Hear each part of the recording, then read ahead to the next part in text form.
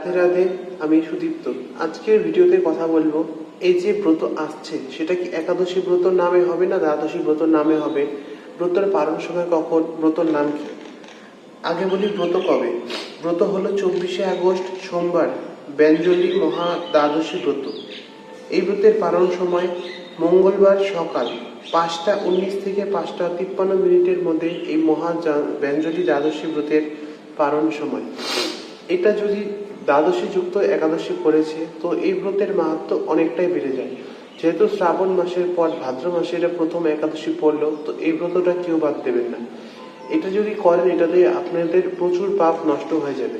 তো যদি আপনারা নিয়ম মেনে একাদশীটা করতে পারেন, ভগবানের কৃপা অতি অবশ্যই আপনার উপর হবে। এটা আপনি চোখ বন্ধ করে ভগবানের উপর বিশ্বাস রাখতে পারেন। যেহেতু আপনি ভগবানের জন্য কয়েক স্টেপ আগাচ্ছেন, তো ভগবান আপনার জন্য কয়েক স্টেপ আগাবেই।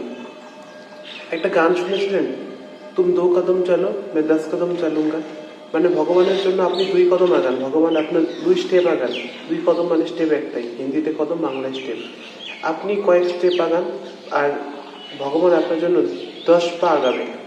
মানে আপনার শুধু আগানোর অপেক্ষা। আগানোর জন্য এই জন্য ছাল কাপড় রেখে আগাবেন না মনের মনে, যে একাদশী করলেন ডালিয়া আর কি হয়, সাবু, শ্যামাচার এসব খেয়ে একাদশী করবেন, তো ব্রতের কোনো ফল পাবেন না। এর থেকে একাদশী না করা অনেক ভালো।